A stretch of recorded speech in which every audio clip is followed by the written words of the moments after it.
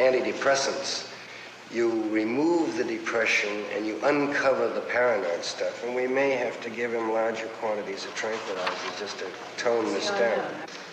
Sort of not looking ready to be able to make it back in Argues prison. in the perfect paranoid pattern. If you accept his basic premise, then the rest of it is logical. But the basic premise is not true. Of course.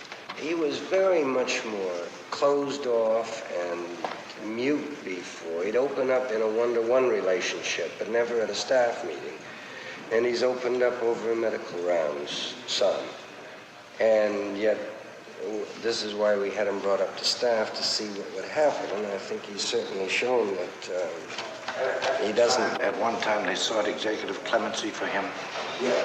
And it is true that he did learn English. From how he was building up with a great deal of hope to get out, and he did get to the parole board at one time. And he was... before he came here that he Yeah. He is now talking about the same things, about his rehabilitation from his incarceration up to a given point. So he's reverting in a way to that kind of thinking. I think he's terrified of leaving. And the louder he shouts about going back, the more frightened he indicates that he probably is. This is known as Janssen syndrome. Well, not quite. Close.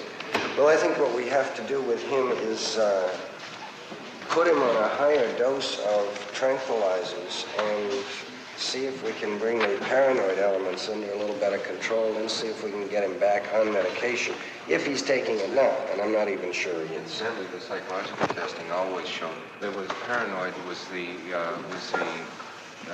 thing that was going through it all the way. Right. Right.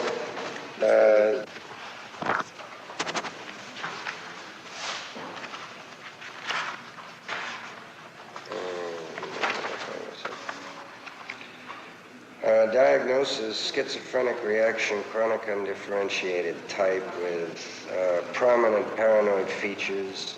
How's that help? That's good, huh? Take some of that chocolate pudding out. How's that, kid? Oh, why don't you lay right down in the water so you can get your back washed? Yeah, soak your piles.